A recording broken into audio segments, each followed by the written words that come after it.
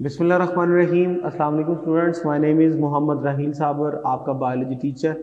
आज हम करने जा रहे हैं जी अपनी B9 की डिस्कशन, जिसका जो सिलेबस है वो हमारे पास है होम्योस्टेसिस और रिप्रोडक्शन। तो आइए जी स्टार्ट करते हैं with the first MCQs। The protection of internal environment from the fluctuation in external environment is called as. तो बड़ा आसान सा MCQs है और ऑलमोस्ट आपकी बुक की स्टेटमेंट ही है कि जब आप बॉडी के इंटरनल इन्वायरमेंट को प्रोटेक्ट करते हो from the harmful fluctuation of the external environment, तो उसे हम क्या बोलते हैं, होम्योस्टेसिस कहते हैं। तो ये आपके पास डेल्टा ऑप्शन होगा। अगर वो वाटर और मिनरल्स के बारे में जाता तो आप ऑस्मो रेगुलेशन बोलते, अगर वो टेम्परेचर की बात करता तो आप थर्मो रेगुलेशन बोलते, और अगर जो है वो नाइट्रोजनस वेस्ट को निकालने की बात करता तो एक्सक्रीशन कहते हैं। उसने इंटरनल इन्वायरमेंट के प्रोटेक्शन की बात की है जिसमें सब कुछ ही शामिल है, तो वो आपके पास होम्योस्टेसिस में आएगा।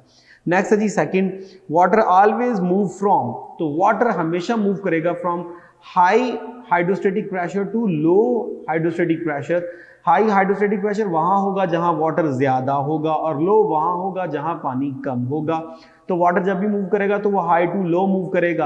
अब अगर आपको एनवायरनमेंट याद हो तो आपने पढ़ा था isotonic environment, hypotonic environment, hypotonic environment. तो हाइपो में वाटर ज्यादा होता है, हाइपर में वाटर कम होता है। So water will move from hypotonic environment to hypotonic environment. तो आपके पास जो है यहाँ पे ऑप्शन अल्फा ही बनती है, हाइपोटोनिक टू हाइपरटोनिक। नेक्स्ट है जी third, the removal of nitrogenous waste material from the body is called as.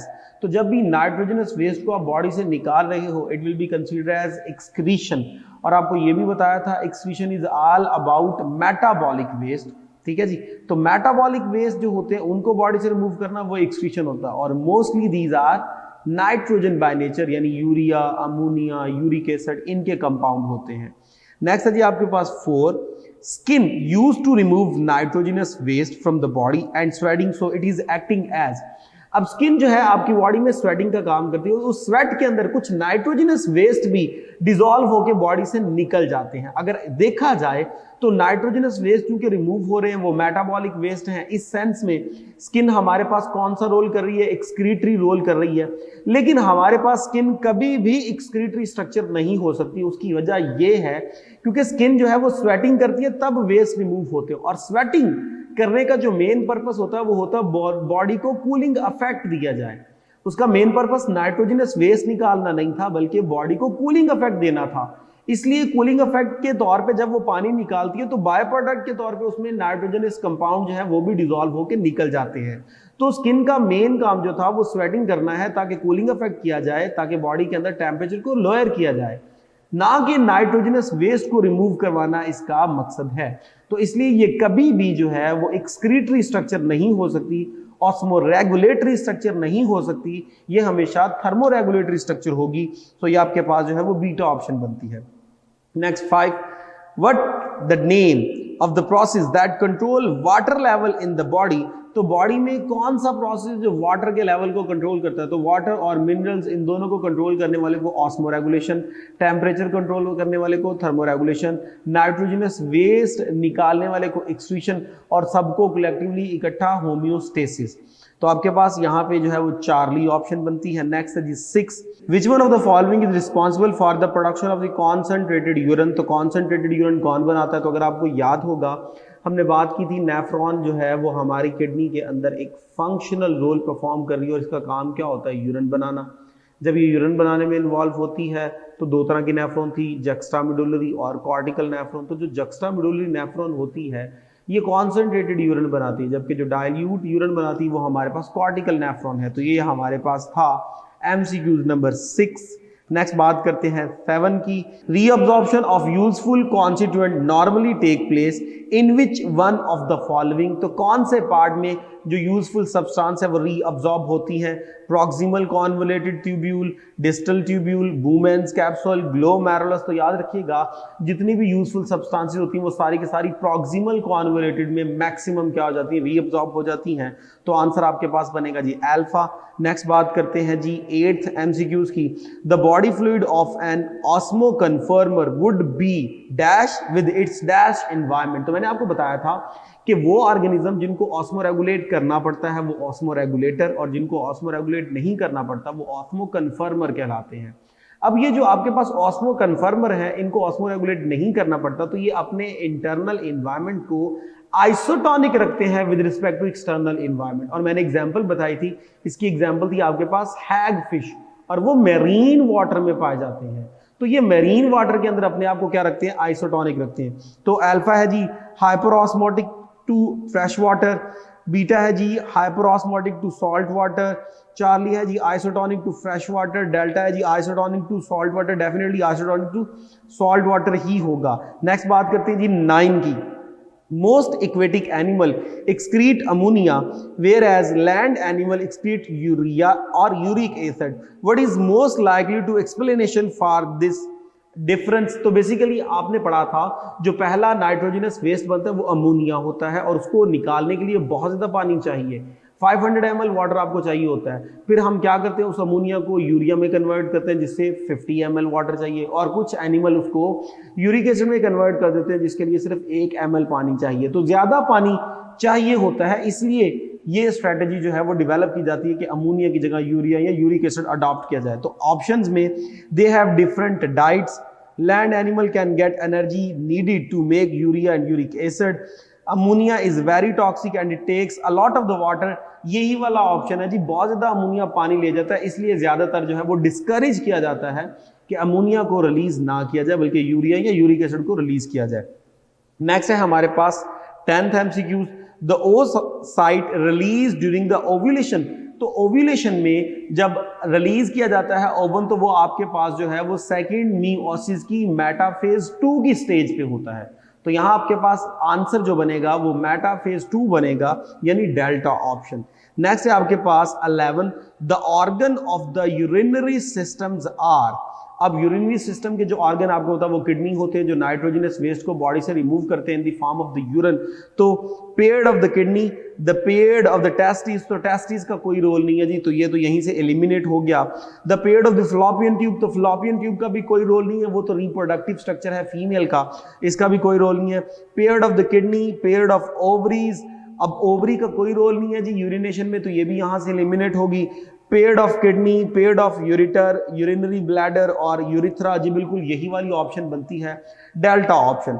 Next है जी आपके पास 12, the amount of the fluid filtered from the blood into the capsule per minute is called। तो 1 minute में जितना ज्यादा से ज्यादा material जो है वो फ्लो होता है या फिल्टर होता है उसे ग्लोमेरुलर फिल्ट्रेट या फिल्ट्रेशन रेट बोलते हैं। तो अल्फा ऑप्शन आपके पास बनती है। नेक्स्ट है जी आपके पास 13, internally both kidney have 3 distinct region. अब वो 3 डिस्टिंक्ट रीजन है अंदर जाके, तो सबसे बाहर कॉर्टेक्स, उसके बाद मिडुला, और मिडुला की सारी पिरामिड्स ओपन होती हैं इनटू रिनल पेल्विस। तो आपके पास जो है वो कॉर्टेक्स, मिडुला एंड पेरिटोनियम बिल्कुल नहीं, कैरिना, मिडुला, पेल्विस बिल्कुल नहीं, द कॉर्टेक्स, मेडिस्टेनियम एंड पेल्विस बिल्कुल नहीं। डेल्टा ऑप्शन है जी, कॉर्टेक्स, मिडुला और पेल्विस बनता है जी, डेल्टा ऑप्शन।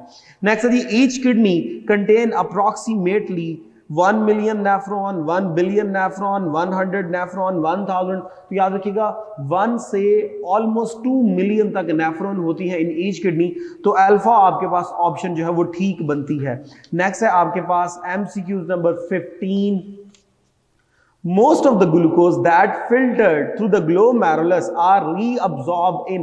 तो मैंने बताया था जो मोस्ट एसेंशियल सब्सटेंसेस होती है, ग्लूकोज वगैरह, अमीनो एसिड वगैरह, ये हमेशा प्रॉक्सिमल कॉन्वोल्यूटेड ट्यूब्यूल में यानी PCT में ही क्या हो जाते हैं, अब्सॉर्ब हो जाते हैं। तो अल्फा ऑप्शन। नेक्स्ट है जी 16, the effect of anti diuretic hormone on the kidney is. तो ADH का काम आपने पढ़ा था, ये डिस्टल कॉन्वोल्यूटेड ट्यूब्यूल और कलेक्टिंग डक्ट पे जाती है और उसको परमिएबल करती है फॉर वाटर, ताकि मैक्सिमम वाटर को क्या करवाया जाए, रीअब्सॉर्ब करवाया जाए। तो alpha increase the permeability of the distal nephron to water, बिल्कुल यही फंक्शन है। Increase the excretion of the sodium, नहीं। Increase the excretion of the water, water तो ये अपटेक करवा लेती है। Increase the diameter of the renal artery, ऐसा भी नहीं होता। तो अल्फा ऑप्शन ही आपके पास बनती है। नेक्स्ट है जी 17, select the correct answer about the proximal tubule. तो प्रॉक्सिमल ट्यूब्यूल के बारे में आपने जो है वो एक्यूरेट आंसर बताना है।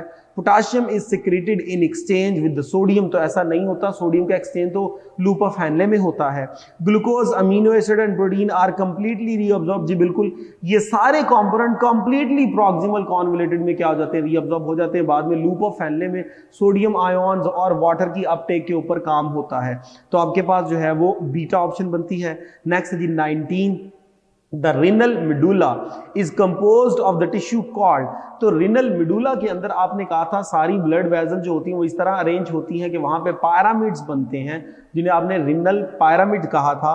तो आपके पास यहाँ पे अल्फा ऑप्शन बनती है जी, रिनल पायरामिड। नेक्स्ट है जी आपके पास 19, which is found in the highest concentration in the urine। तो यूरिन में सबसे ज्यादा क्या होगा, यूरिक एसिड, यूरिया, ग्लूकोज और क्रिएटिनिन। तो याद रखिएगा ह्यूमन के यूरिन की अगर बात की जाए तो सबसे ज्यादा जो यूरिन के अंदर शामिल होती है चीज वो होती है यूरिया। तो इसे आप देंगे जी यूरिया, बीटा ऑप्शन। नेक्स्ट है जी 20, all of the following belongs to the urinary system except. तो कंपोनेंट्स में से कौन सा है जो आपका यूरिनरी सिस्टम से बिलोंग नहीं करता। यूरिथ्रा बिल्कुल करता है, यूरिटर भी, ब्लैडर वो भी, प्रोस्टेट, तो प्रोस्टेट जो है वो हमारे पास यूरिनरी सिस्टम का पार्ट नहीं है, ये रिप्रोडक्टिव सिस्टम का पार्ट है, मेल्स में होता है और एक्सेसरी ग्लैंड के तौर पे ये वहां पे क्या कर रहा होता है, काम कर रहा होता है। तो डेल्टा जो है वो एक्सेप्शनल केस है। नेक्स्ट बात करते हैं 21 की, इन ग्लोमेरुलस ब्लड अराइव्स थ्रू। तो ग्लोमेरुलस में जब भी ब्लड आता है तो एफरंट आर्टरियोल्स लेके आती हैं और जब चला जाता है तब इफरंट आर्टरियोल्स लेके जाती हैं। तो हमारे पास यहाँ पे आंसर बनता है afferent arterioles, beta option. Next है जी हमारे पास 22, sperms are directly produce from. तो जब आपने स्पर्म की प्रोडक्शन की बात की थी तो आपने कहा था production of sperm known as spermatogenesis, लेकिन जब आप फाइनल स्टेज पे पहुंचे थे तो आपके पास स्पर्मेटिड्स बने थे। अब जब स्पर्मेटिड जो है वो अपने आप को डिफरेंशिएट करते हैं इनटू मैच्योर स्पर्म, उस प्रोसेस को स्पर्मियोजेनेसिस कहते हैं। तो स्पर्म एक्चुअली डायरेक्टली बन रहे हैं फ्रॉम स्पर्मेटिड्स। तो आपके पास ऑप्शन बनेगी, ऑप्शन अगर आप देखें तो ऑप्शन है आपके पास टेस्टीज है, प्राइमरी स्पर्मेटोसाइट है, स्पर्मेटोगोनियम है, स्पर्मेटिड है। तो डेल्टा बनती है जी, स्पर्मेटिड से डायरेक्टली आपके पास क्या बनते हैं, स्पर्म बनते हैं, डेल्टा ऑप्शन। नेक्स्ट है जी 24, hormone which help in the ascending limb of the loop of Henle to pick the sodium ion. तो लूप ऑफ हैनले में दो आपके पास पार्ट थे, एक था आपके पास डिसेंडिंग लूप ऑफ हैनले और एक था असेंडिंग लूप ऑफ हैनले। जो डिसेंडिंग था वो वाटर के लिए परमिएबल था और पानी वहां से जब रिलीज होता है तो वो on the base of diffusion release हो रहा होता है। और जो आप बात करते हो असेंडिंग लूप ऑफ हैनले की तो वहां पर जो है वो अपटेक होता है with the help of aldosterone और एक्टिवली क्या करवाया जाता है, अपटेक करवाया जाता है। तो हार्मोन बेसिकली कौन इन्वॉल्व होगा, एल्डोस्टेरोन इन्वॉल्व होगा, यानी कि बीटा ऑप्शन आपके पास बनती है। नेक्स्ट है जी आपके पास 24, end of the amino acid metabolism. तो अमीनो एसिड का मेटाबॉलिज्म किया जाए तो अमीनो एसिड ब्रेक होगा तो क्या बनेगा आपके पास अमाइनो ग्रुप। अमाइनो ग्रुप को चेंज किया जाता है इनटू अमोनिया। अब अमोनिया जो है वो ह्यूमंस के अंदर तो कभी भी इस फॉर्म में नहीं रहता, फौरन उसको कन्वर्ट कर जाता है इनटू यूरिया और यूरिया को जो है वो भेजा जाता है टुवर्ड्स किडनी ताकि यूरिन बनाकर उसे बॉडी से क्या करवाया जाए, रिमूव करवाया जाए। तो ह्यूमंस के अंदर जो है वो अमीनो एसिड फाइनली यूरिया में कन्वर्ट किया जाता है। तो आपके पास चार्ली ऑप्शन बनेगी। नेक्स्ट है जी 25, which one of the following correct route of the urine from the kidney to outside the body in human females। तो फीमेल्स के अंदर यूरिन के पाथवे को आपने आइडेंटिफाई करना है। पेल्विस से यूरिनरी ब्लैडर, यूरिनरी ब्लैडर से यूरिथ्रा, ठीक है, लेकिन आगे ऑप्शन देखते हैं। पेल्विस से यूरिनरी ब्लैडर टू यूरिथ्रा और यूरिथ्रा टू थ्रू पीनस। तो पीनस आ गया तो ये तो आपके पास मेल वाला पार्ट आ गया। अब हमने तो फीमेल सर्च करना है। Pelvis to ureter, ureter to urinary bladder to urethra. जी बिल्कुल यही वाली ऑप्शन ठीक बनती है क्योंकि ब्लैडर से पहले यूरिटर वाली ऑप्शन भी आ गई है। तो पेल्विस से आएगा यूरिटर में, यूरिटर से आएगा ब्लैडर में, ब्लैडर से आएगा यूरिथ्रा। डेल्टा ऑप्शन, बाज बच्चों ने डेल्टा ऑप्शन लगा दी होगी क्योंकि सामने लिखा हुआ है थ्रू वजाइना, तो वजाइना से कभी भी यूरिन रिलीज नहीं होता। वहां पे यूरिनरी ऑरिफिस से रिलीज होता है। यहां अगर नियर टू वजाइना लिखा होता तो फिर ये आपके पास ऑप्शन बनती थी, क्योंकि वजाइना में यूरिन रिलीज नहीं होता, वो रिप्रोडक्टिव स्ट्रक्चर है। नेक्स्ट है आपके पास 26 काउंटर करंट मल्टीप्लायर वर्क। तो काउंटर करंट में मैंने आपको बताया था दो चीजों का ऑपोजिट डायरेक्शन में क्या करना, मूव करना। अब ब्लड का और आप लूप ऑफ फैनले का अगर कंपैरिजन करें तो दोनों ऑपोजिट डायरेक्शन में मूव करें। असेंडिंग और डिसेंडिंग का भी देख लें, दोनों ऑपोजिट डायरेक्शन में मूव करें, तो वो काउंटर करंट है जिसमें मटेरियल भी मैक्सिमम क्या होता है, एक्सचेंज होता है। तो अल्फा ऑप्शन है आपके पास। Fluid in ascending and descending limbs move opposite, जी बिल्कुल ठीक था। Fluid in loop of Henle move opposite to the blood, ये भी बिल्कुल ठीक है। Ascending limb allow outflux of NaCl and descending outflow of the water, जी बिल्कुल ये भी ठीक है। So all of these will be the correct one, तो डेल्टा ऑप्शन आपके पास बनती है। नेक्स्ट है जी 27, when we are too cooled these trap a layer of the air for the insulation. तो जब बहुत ज्यादा कूल टेम्परेचर होता है तो कौन से जो चीजें हैं जो एयर को क्या करते हैं जी, ट्रैप कर लेती हैं। तो जब हमारे गूस बम्प्स होते हैं, यानी स्किन के जो हेयर है वो इरेक्ट होते हैं, उस वक्त वो दरमियान में क्या करते हैं जी, एयर को ट्रैप कर लेते हैं। तो हेयर जो है वो आपके पास आंसर बनता है। नेक्स्ट है जी 29, which process cools the skin during sweating. तो स्वेटिंग के दौरान कौन सा प्रोसेस जो है वो क्या करेगा, मैक्सिमम बॉडी को कूलिंग इफेक्ट देगा। अल्फा है जी ट्रांसपायरेशन, ये तो प्लांट में होती है। रेस्पायरेशन, तो रेस्पायरेशन में तो ऐसा नहीं होता कि कूलिंग इफेक्ट बने। कंडेंसेशन, इवेपोरेशन, तो इवेपोरेशन होगी जी, जिसकी वजह से बॉडी को क्या मिलता है जी, कूलिंग इफेक्ट मिलता है। तो डेल्टा ऑप्शन आपके पास ठीक हुई। नेक्स्ट है जी 29, नेक्स्ट है जी हमारे पास 29, what happened to the arterioles near the surface of the skin when the body temperature rises। तो जब बॉडी का टेम्परेचर इंक्रीज हो जाता है तो उस वक्त ब्लड वेजल्स जो आर्टरीज होती हैं उनको क्या किया जाता है। तो याद रखिएगा, जब आपकी बॉडी का टेम्परेचर बढ़ रहा है तो उस दौरान जो आपके पास सरफेस के ऊपर जो सुपरफिशियल आर्टरियोल्स होती हैं इनको डायलेट कर दिया जाता है ताकि मैक्सिमम वहां पे ब्लड फ्लो करे, मैक्सिमम वहां पे हीट जाए और हीट को क्या किया जाए, लॉस किया जाए। तो यहाँ पे वैदो डायलेशन होगी। तो आपके पास अल्फा ऑप्शन है, they absorb oxygen from surrounding tissue, इसका तो ताल्लुक ही नहीं बनता। They dilate and become wider, definitely ऐसा ही होगा, जो है वो ब्लड जो है वो मैक्सिमम गुजारने के लिए वैजो डायलेशन कर दी जाती है। तो आपके पास बीटा ऑप्शन ठीक बनेगी। नेक्स्ट है जी 30, What happen when the body temperature falls below the 37। तो जब 37 से कम टेम्परेचर हो जाता है तो उस वक्त बॉडी अपने अंदर मैक्सिमम हीट को पैदा करती है और हीट को कंजर्व करने के लिए डिफरेंट मैकेनिज्म ऑन किए जाते हैं। अब जरा पढ़ते हैं जी, blood flow to the skin decrease, तो डेफिनेटली हीट को कंज्यूम जो है वो रिलीज होने से कंजर्व करना है, बचाना है, तो ब्लड के फ्लो को कम किया जाएगा। स्वेटिंग ग्लैंड डिक्रीज, तो स्वेट ग्लैंड जो है वो स्वेटिंग को भी क्या कर देंगे, डिक्रीज। तो यही वाली ऑप्शन आपके पास ठीक बनती है, अल्फा ऑप्शन। अगर हम बीटा को देखें, blood flow to the skin decrease, ये तो ठीक है, लेकिन स्वेटिंग कभी भी इंक्रीज नहीं होगी क्योंकि टेम्परेचर जो है वो बॉडी का 37 से बिलो हो रहा है। Blood flow to the skin increase, तो इंक्रीज कभी भी नहीं हो सकता, जब बॉडी का टेम्परेचर 37 से ज्यादा जाए तब इंक्रीज किया जाता है। तो आपके पास एक ही ऑप्शन बचती है, वो अल्फा बचती है। नेक्स्ट है आपके पास 31, the male reproductive system consist of. तो रिप्रोडक्टिव सिस्टम में क्या क्या शामिल है, the testis, scrotum, kidney, kidney का रोल नहीं होता जी रिप्रोडक्शन में। बीटा है जी the testis, scrotum, liver, liver का भी रोल नहीं होता रिप्रोडक्शन में, तो ये भी एलिमिनेट हो गई। The testis, scrotum, duct, accessory gland and पीनस, तो चार्ली ऑप्शन बनता है जी आपके पास, ये सारे इन्वॉल्व होते हैं इन रिप्रोडक्शन। नेक्स्ट है हमारे पास 32, the optimum temperature for the sperm production. तो मैंने बताया था जब भी स्पर्म की प्रोडक्शन होती है तो वो बॉडी के टेम्परेचर से 2 या 3 डिग्री कम पर होती है, क्योंकि अगर जो है वो एग्जैक्ट बॉडी के टेम्परेचर पे बनना शुरू कर दे तो स्पर्म्स सर्वाइव नहीं करते, उनकी डेथ होना शुरू हो जाती है। So 4 to 5 degree above the body temperature, 2 to 3 degree below, definitely यही है जी, 2 to 3 degree below the body temperature, तो बीटा ऑप्शन बनती है। नेक्स्ट है जी आपके पास 33, polar bodies are formed during.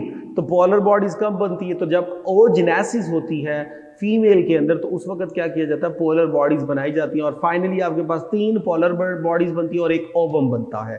तो आपके पास अल्फा ऑप्शन oogenesis, जी बिल्कुल oogenesis में ही होता है। स्पर्मेटोजेनेसिस में तो स्पर्म बनते हैं।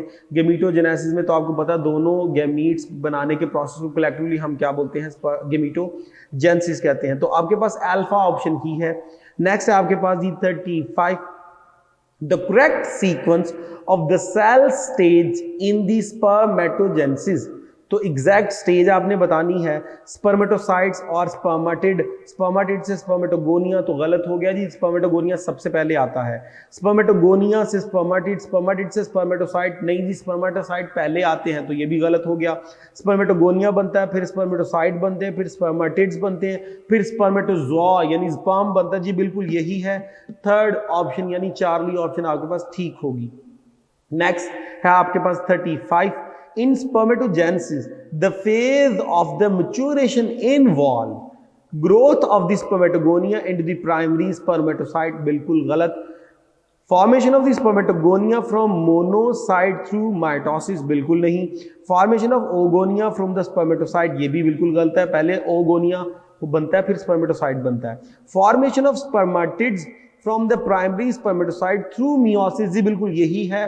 प्राइमरी स्पर्मेटोसाइट से जो है वो सेकेंडरी फिर स्पर्मेटिड, तो ये वाला जो है वो सीक्वेंस आपके पास ठीक है, तो डेल्टा ऑप्शन। नेक्स्ट है आपके पास 36, failure of the formation of corpus luteum will lead to the low level of. तो आपने जो था वो फीमेल रिप्रोडक्टिव साइकिल देखा, उस रिप्रोडक्टिव साइकिल के अंदर हमने कहा था कार्पस ल्यूटियम बनता है उस ग्राफियन फॉलिकल से जिसने एग को रिलीज किया है, और वो रिलीज करता है प्रोजेस्टेरॉन। जैसे ही वो प्रोजेस्टेरॉन करता है तो थिकनेस को मेंटेन किया जाता है, और अगर कार्पस ल्यूटियम नहीं बनेगा तो प्रोजेस्टेरॉन नहीं बनेगी। तो आपके पास अल्फा ऑप्शन है जी, प्रोजेस्टेरॉन नहीं आएगी, जबकि FSH ये तो पिट्यूटरी से आना है, LH भी पिट्यूटरी से आना है, एस्ट्रोजन ओवरी से आना है, तो अल्फा ऑप्शन ही बनती है। नेक्स्ट है जी 37, the process of the spermatogenesis is induced by.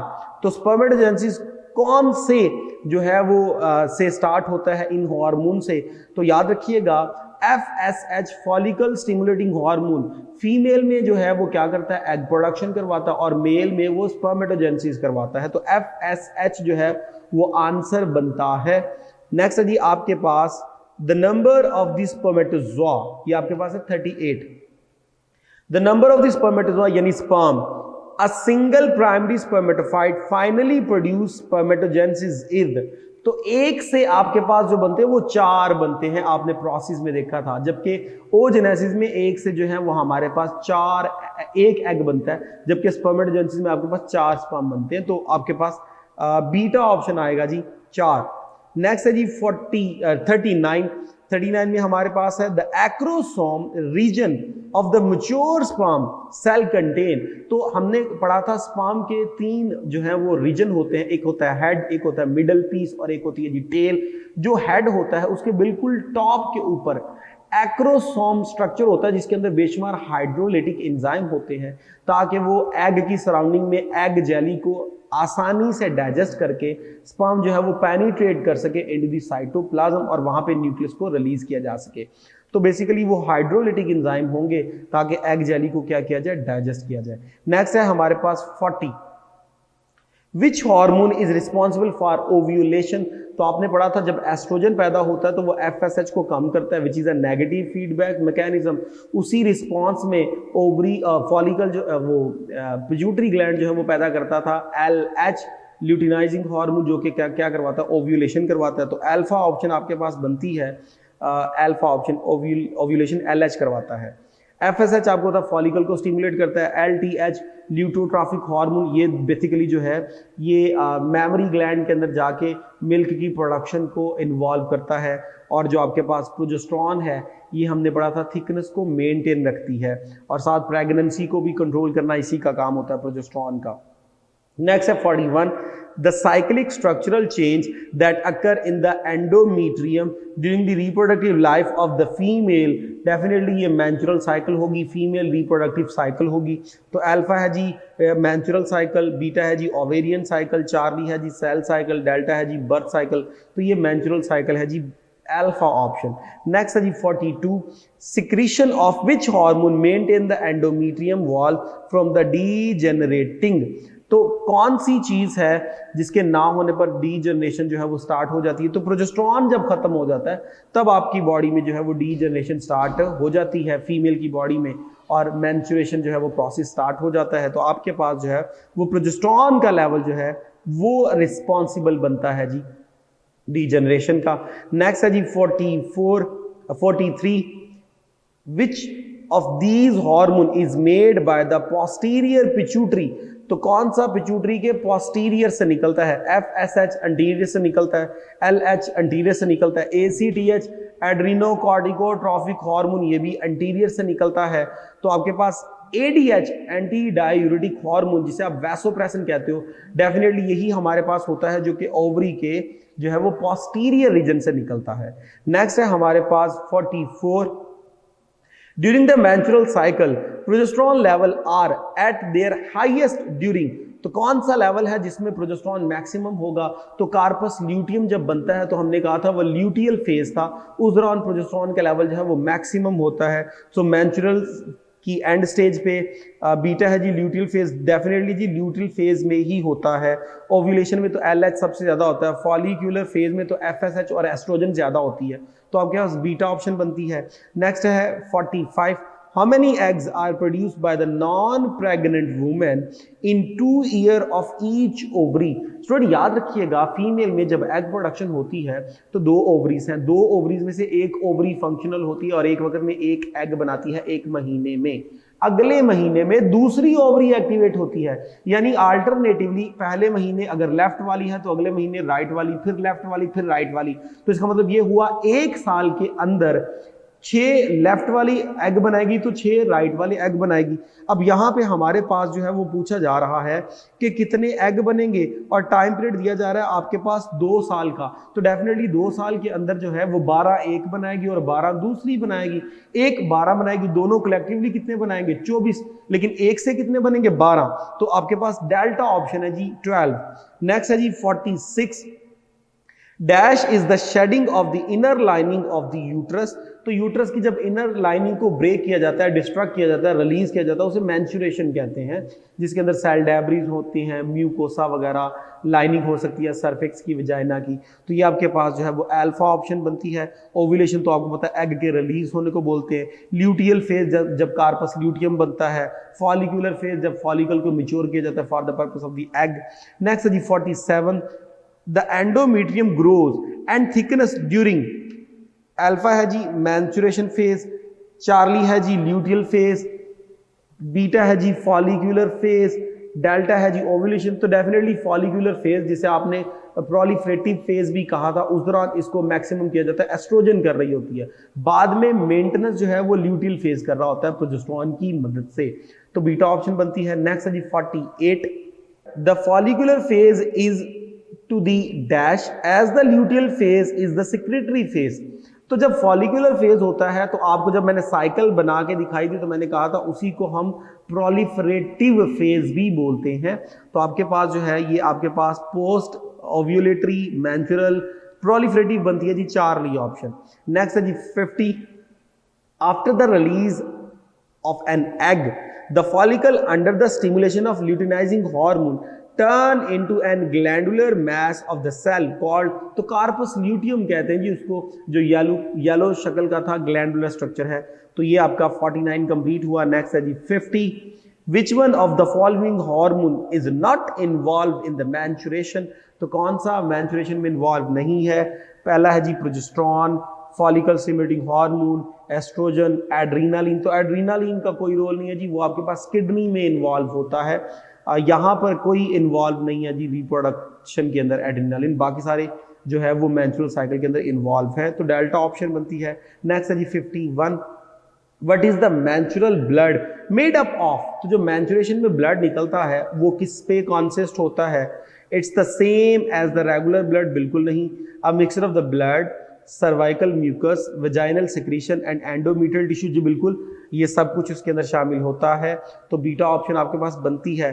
52, letter E below the diagram represent. तो अगर आप ई को गौर से देखें तो ये आपके पास रिनल पेल्विस को शो कर रहा है, तो ये आपके पास रिनल पेल्विस बनता है जी चार्ली ऑप्शन।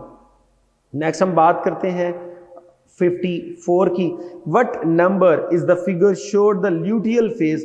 तो 14 से ऑनवर्ड आपके पास क्या शुरू हो जाता है, ल्यूटियल फेज शुरू हो जाता है। और अगर ओव्यूलेशन जो है वो 15वें 16वें दिन में तो 16वें से ऑनवर्ड, अगर 15वें दिन में तो 15वें से ऑनवर्ड, तो ओव्यूलेशन के एग्जैक्ट बाद शुरू हो जाता है। तो 1 to 4 ये तो मेंस्ट्रुअल फेज होते हैं, 5 to 10 ये प्रोलिफरेटिव फेज होते हैं, 10 to 15 तो इस दौरान तो ओव्यूलेशन होती है, उसके बाद होना चाहिए, 16 to 28 तो ये आपके पास बनेगा डेल्टा ऑप्शन। नेक्स्ट है जी 54। A minute vessels run parallel to the handle of the loop forming U, जिसे आप वैजा रेक्टा कहते हो, is the part of। तो पेरिट्यूबुलर स्ट्रक्चर जो था कैपिलरीज जब वो नीचे आकर पैरेलल रन करती हैं तब उसे आप क्या बोलते हो, वैजा रेक्टा। और in case of cortical nephron वो पेरिट्यूबुलर ही रहती है, इन केस ऑफ जक्स्टामेडुलरी वो वैजा रेक्टा बनाती है। तो आपके पास ऑप्शन आएगी alpha. 55। Which one of the following correctly explain the function of a specific part of the human nephron? तो human nephron का कौन सा पार्ट जो है वो बिल्कुल ठीक फंक्शन शो कर रहा है। Henle's loop, most reabsorption of the major substance from the glomerular filtrate, नहीं, ये तो PCT करता है। Distal convoluted tubule, reabsorption of the ions into surrounding, यहाँ से वाटर को reabsorb करवाया जाता है in the presence of the ADH। Next है जी afferent arteriole carries the blood away from the, नहीं ये टूवर्ड्स होता है। Podocytes creates minute space slit pores for the filtration of the blood into the Bowman capsule. तो मैंने बताया था बूमेन कैप्सूल की इनर लाइनिंग में छोटे छोटे सेल्स होते हैं जिन्हें हम क्या बोलते हैं, पोडोसाइट्स, जहां से इनकी स्लिट में से क्या होता है, ब्लड फिल्टर किया जाता है। तो ये था आपके पास 55। नेक्स्ट है जी 56। In uremia, uremia stands for end stage of kidney, जब किडनी बिल्कुल क्या हो चुकी है, खराब हो चुकी है। The artificial kidney is used for the removing of the accumulated waste product like urea by the process। तो इस प्रोसेस को हम डायलिसिस कहते हैं जी। और वो डायलिसिस जो है वो यहाँ पे मिक्चुरेशन याद रखिएगा, यूरिन के रिलीज होने को मिक्चुरेशन कहते हैं। नेक्स्ट है जी reverse dialysis, ureotelism, haemodialysis, definitely haemodialysis होगा which is an example of dialysis, तो डेल्टा ऑप्शन। नेक्स्ट है जी 57। Which one of the following is correct? Afferent arteriole is narrow than the efferent, तो याद रखिएगा एफरेंट ब्रॉड होती है as compare to efferent. Efferent venule is narrow than vein, efferent arteriole is narrow than afferent, जी बिल्कुल Charlie option आपके पास ठीक बनती है। नेक्स्ट है जी 58। फॉलिकल स्टिमुलेटिंग हार्मोन अल्फा है जी help the maturation of the follicle, बिल्कुल। बीटा है जी फैसिलिटेट द स्पर्मेटोजेनेसिस, बिल्कुल ये भी ठीक है।